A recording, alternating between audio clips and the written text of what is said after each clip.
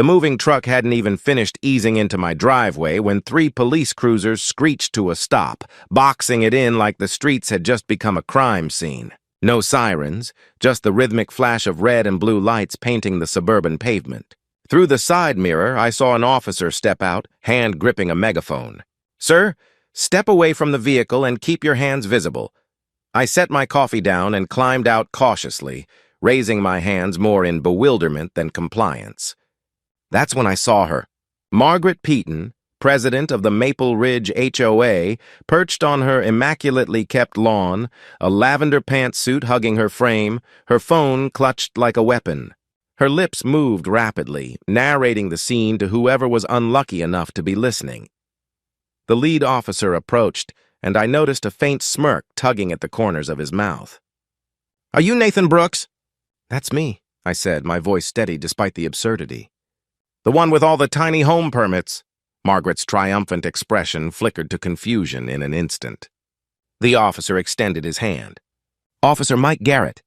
We got a call about quote-unquote suspicious activity regarding an illegal structure, but your permits are all here on file." I was 35. Nathan Brooks, a tech industry veteran who thought I'd seen enough corporate absurdity to last a lifetime. A decade of climbing the ladder had finally given me the chance to pursue my dream. A sustainable, minimalist lifestyle. Buy a small plot of land, install an eco-friendly tiny home, work remotely, and reduce my carbon footprint. The land I'd purchased was on Cedar Creek Lane, technically inside Maple Ridge subdivision, but crucially not under HOA jurisdiction. A grandfather clause had exempted my lot due to a decades-old property dispute. That detail would prove vital very soon.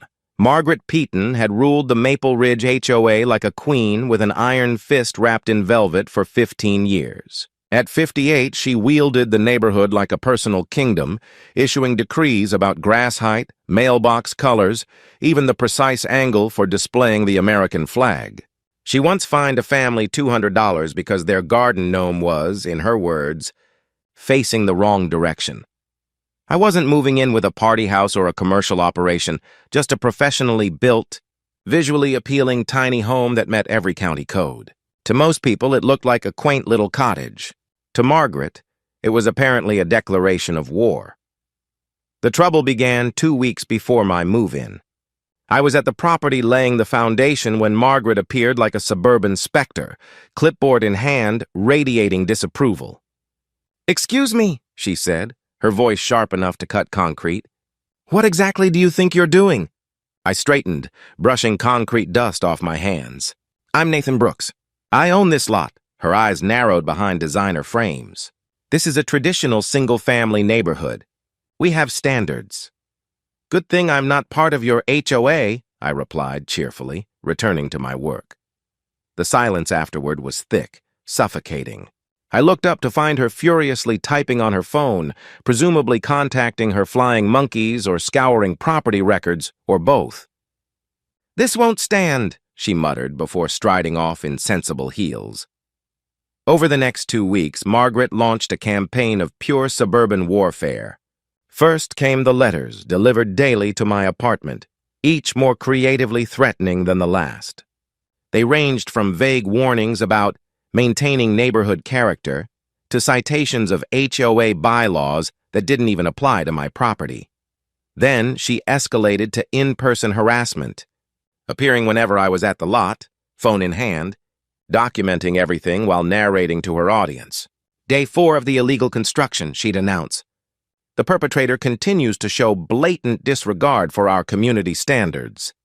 She even organized an emergency neighborhood meeting, complete with a slideshow titled "Tiny Houses Equal Tiny Values," manipulating images to make my future home look like a dilapidated shack. According to my future neighbor Tom, who attended out of curiosity, she suggested tiny homes attracted undesirable elements and could compromise the moral fabric of Maple Ridge. The Thursday before my move-in, she tried another tactic. I arrived to find the lot cordoned with orange cones and caution tape, topped with a large sign claiming "Construction halt ordered by HOA." I called the county inspector, who confirmed no such order existed and sounded amused. Is this Margaret Peaton again? He asked with a sigh. She's called us 17 times this month. I removed the cones, only for Margaret to appear moments later, seemingly materializing from thin air. Those are official HOA markers, she shrieked. You're tampering with official markers! Margaret, I said as calmly as possible, your HOA has no authority here. I've shown you the property maps, county approvals. What more do you want? Her face flushed purple. I want you to respect this community. We've worked for years to maintain a standard of living. Then she made the mistake of stepping onto my property, jabbing a finger at my chest. You will not destroy everything we've built with your hippie shack. I took a step back. Please leave. You're trespassing, she laughed. Actually laughed. Trespassing. I'm protecting property values. I'm doing my civic duty. Leave. This is your only warning. She stormed off, but not before promising I would rue the day I crossed her. I didn't yet know how literally she meant it, which brings us back to move-in day. Officer Garrett explained the situation. Margaret had called 911, claiming she'd witnessed armed individuals unloading suspicious cargo into an illegal structure, fearing for herself and neighborhood children. Armed individuals? I asked, gesturing to my moving crew. 2 college students and Earl, a 60-year-old retiree taking a smoke break. That's what she claimed, Garrett said, shaking his head. She said you were establishing some kind of compound. Possible cult activity was mentioned. By now, 2 more officers had joined. One, Jake Harrison, lit up at the sight of me. Nathan, man, I heard you were moving back. Is this your place? He turned to Officer Garrett. This guy and I went to high school together. He's definitely not starting a cult. Margaret had crept closer during the exchange, close enough to catch every word. Her expression cycled rapidly. Disbelief, anger, then desperation. Officers, you don't understand, she pleaded, her voice trembling. This structure hasn't been approved by the HOA Architectural Committee. It's completely out of compliance with our CC&Rs. Officer Garrett's patience was thin.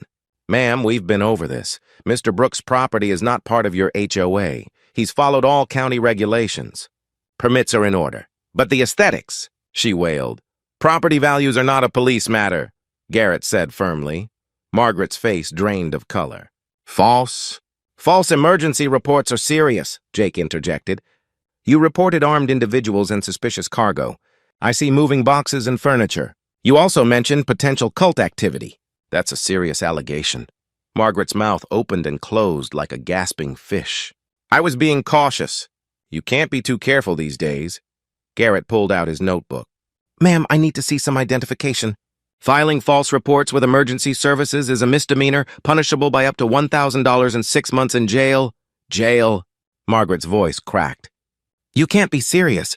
I'm on the HOA board. I'm a pillar of this community. Being on the HOA board doesn't give you the right to waste emergency resources, Garrett replied evenly. 3 units responded to this call. That's 3 units that couldn't respond to actual emergencies. As she fumbled for her ID with trembling hands, I noticed curtains twitching along the street. Neighbors had gathered, some stepping onto their driveways for a better view. Tom, my soon-to-be neighbor, gave me a subtle thumbs up. I demand to speak to your supervisor. Margaret tried, attempting to regain authority. That can be arranged, Garrett said calmly. Down at the station after we process you for filing a false report. Process me? She shrieked, a pitch so high it could wake dogs 3 blocks away. Not arrested, yet, Jake clarified. But you'll need to come with us to the station. Voluntarily, or we can make it official. Margaret's eyes darted wildly, searching the crowd for support. Finding none, she turned back to me, venom in her gaze. This isn't over! Actually, ma'am, Garrett said, it kind of is. Mr. Brooks, would you like to press charges for harassment? I understand this isn't the first incident. Part of me wanted to say yes, to end it once and for all, but I had to live here. Not at this time, I said. I just want to move into my home in peace. Margaret was led to a police car, her protests echoing across the suburban street. This is persecution. I was protecting our community. You'll all regret this when property values plummet. As the cars pulled away, the neighbors began dispersing. Tom walked over, extending a hand. Welcome to the neighborhood, Nathan. Sorry about all that. She's been a terror for years. Thanks, I said, shaking his hand. Hopefully things will calm down now. Tom laughed. Oh, I wouldn't count on it. But at least it'll be interesting. The movers, who had watched the spectacle with a mixture of amusement and disbelief, resumed work. Within hours, my tiny home was fully installed on its foundation, looking nothing like the dilapidated shack Margaret had described to anyone who would listen. That evening, as I sat on the front porch watching the sunset, my phone buzzed. A text from Jake. Thought you'd want to know? Peyton fined $800 for the false report. Tried to pay with HOA check. Treasurer was not pleased. I couldn't help but smile. Sometimes karma works quickly in the suburbs. The next morning brought more developments. I sipped coffee when Tom knocked on my door, barely containing his excitement. Emergency HOA meeting tonight, he said. Word is they're voting on Margaret's position. Apparently this was the last straw. She's been using HOA funds for personal vendettas, sending cease and desist letters to people not even in the HOA. Lawyer fees alone this year are astronomical. That evening, the clubhouse lit up with what looked like the entire neighborhood. I wasn't invited, no HOA membership, but Tom texted me updates. Complaints were being listed. One resident even brought up the infamous garden gnome incident of 2019. Oh, snap, Tom texted. Treasurer just presented the legal bills. $37,000 this year alone. The final update, she's out. Unanimous vote. She threw her gavel at the wall and stormed out. From my porch, I watched Margaret's car peel out, tires squealing. Neighbors filed out, chatting and laughing. The tension of Maple Ridge lifted. The aftermath was swift. Within a week, Margaret received formal notice of removal from the HOA board. Her special parking space at the clubhouse was revoked. Pool key deactivated.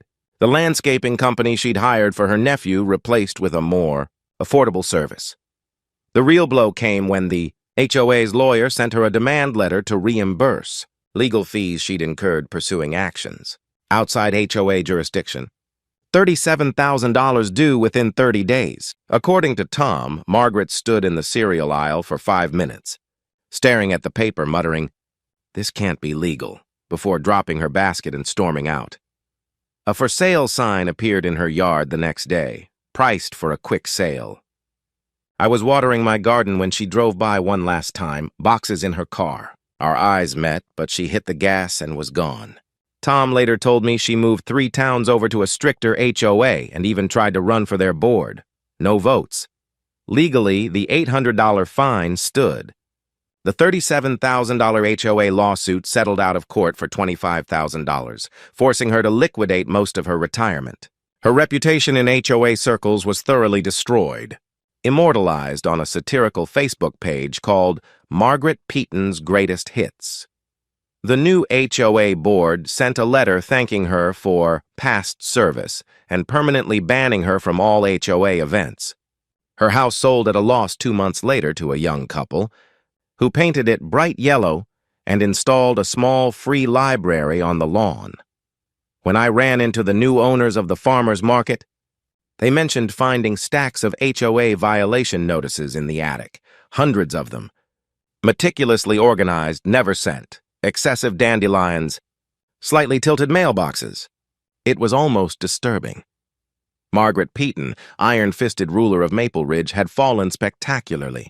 $800 fine, $25,000 settlement, and total loss of social standing, a fitting end to her reign of terror.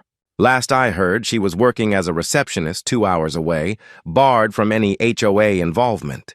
Sitting on my porch now, watching a peaceful, Margaret-free Maple Ridge, I reflect on the bizarre journey. All I wanted was a quiet, sustainable home. Instead, I got a front-row seat to the collapse of a suburban dynasty. The new HOA board even sent me a fruit basket with a note. Thanks for your patience during our recent transition. While not officially part of our jurisdiction, we look forward to being good neighbors. Sometimes, justice arrives in small packages, with an $800 fine, a $25,000 settlement, and a petty tyrant sent running for the hills.